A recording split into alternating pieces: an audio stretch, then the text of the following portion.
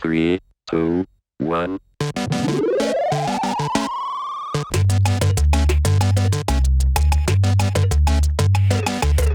You are listening to the DBAD movement. This is the Don't Be a Dickhead podcast, episode 26. Hello. Hello. So today we're going to be talking about shopping. Yeah. We've had a comment from Emma Chloe. So she said, people who dump products in random places, i.e. pasta in the veg aisle or a bra in the makeup area, when they decide they don't want it or need it, just take it back to where you picked it up from, even if it is a trek back to the aisle. But if you've got to go one way around... Well, I mean, there we go. I'm assuming this is before this issue. I don't think it's a COVID-only issue, but right now, by dumping pasta in the bra aisle, you could be saving somebody's life. You're giving him a second chance. Also, the two examples she gave there, at least they were still in food groups. Yeah. Or, Pasta in the veg aisle. Yeah. Right. Yeah. and where was it? Makeup in the... No. Your bra's in the Bra makeup in the area. makeup area. Now, is that a lady decided that her bra was uncomfortable and just took it off? No, I'll just dump Maybe. it, yeah. I'll be back on the makeup aisle someday. I've got to admit, I have done this. You took your bra off in a makeup aisle? No, not that. Right. Just like leaving things maybe where they shouldn't be if I decide I don't need them anymore. So what happens then in that process? Did you see something better? Or did you just have a change of heart a few minutes later? Maybe just a change of heart. So you didn't think I could use this tagliatelle to strap my breasts up instead of the bra? I think let's stay focused on the topic here. But at which point do you walk along? So that person who drops off the pasta, does she go, I picked this up, but actually, I forgot. I hate pasta. Well, you I'll might just remember leave that you it didn't here. actually need it, so you just pop it back somewhere. Have you never done this before? Well, I've done it when I've spotted something better.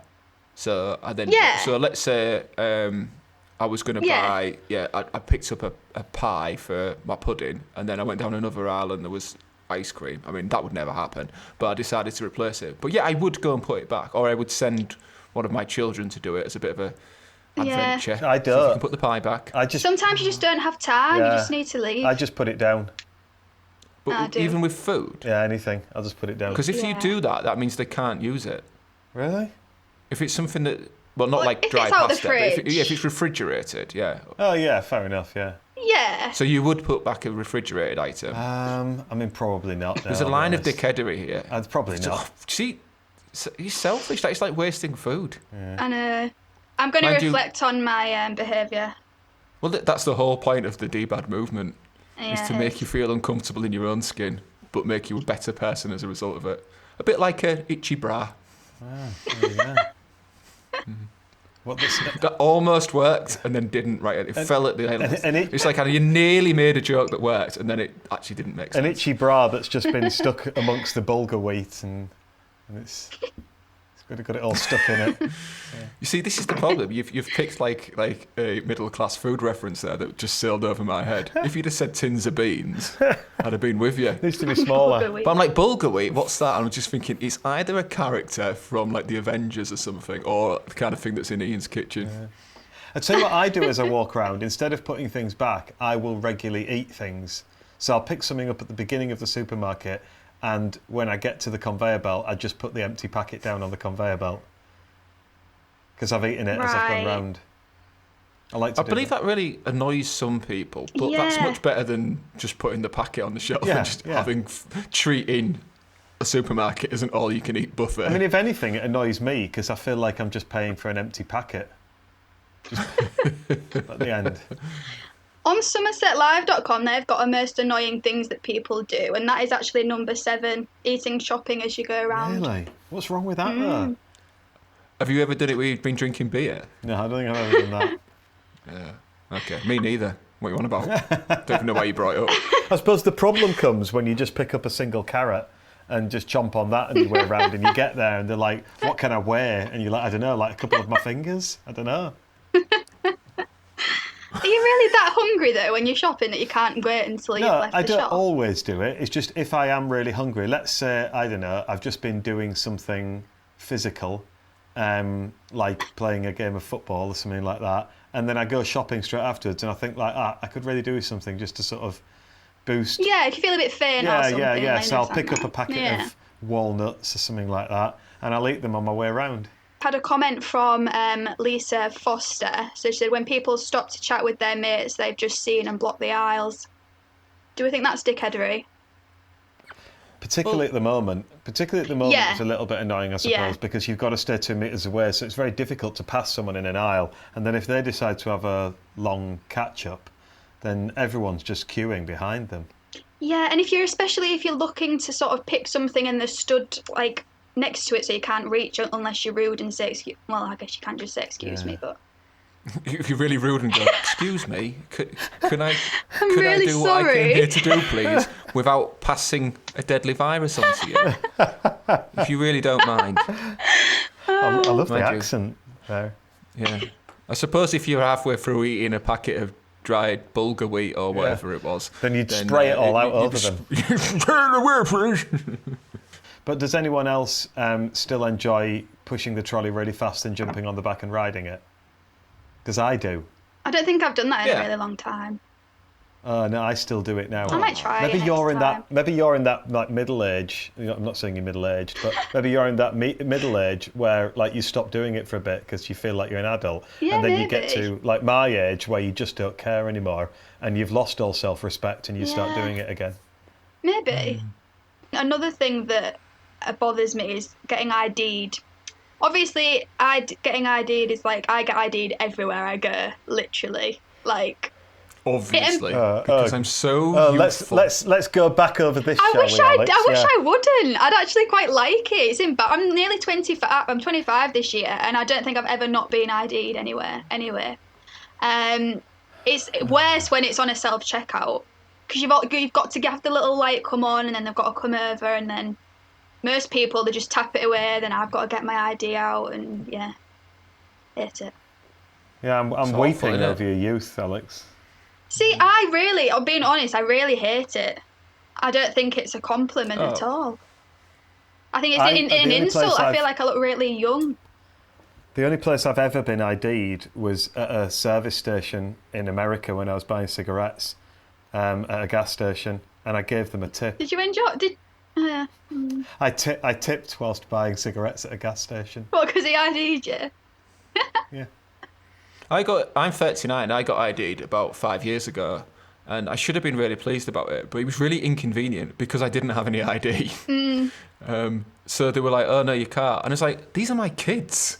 I was just, and do you know, this was my alternative ID strategy. I said, "I remember when the Berlin Wall went down." Now, I was 9 when the Berlin Wall came down. I don't think the person I was justifying myself, who was younger than me, had heard of the Berlin Wall. And also, I don't really remember the Berlin Wall coming down very clearly at all. So where that came from, I don't know. And I must have just looked like such a dickhead. I spouted off. I said, I remember Italia 90. I remember the 92 Euros when Denmark won. And I just kind of wore him down and eventually just let me buy my beer. Well, it worked then. Maybe I should start doing that. What cultural references would you use as a 24-year-old? I remember decimalisation, she'll be saying. Yeah. What's your attitude to bantering with people in shops, like at the checkout and so on? My friend loves it, but to the point where he's quite embarrassing. So it is a friend that I know I go away on work with quite a bit, and he loves bantering with anyone, but it sort of like becomes weird, to be honest. Like one time I remember we were in a cafe and the guy serving us had quite a lot of jewellery on.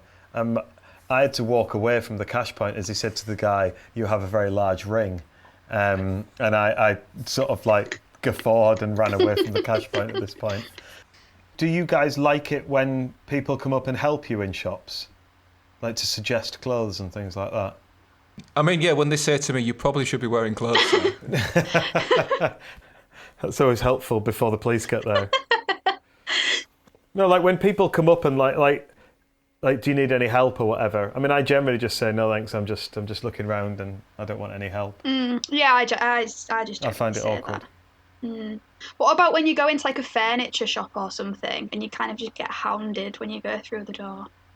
Yeah. I don't like that. I understand it's their job, but after the first time you've Well, said yeah, you're no, but- fine, like you don't need them to then be following you around the shop, like on your back. Don't need it.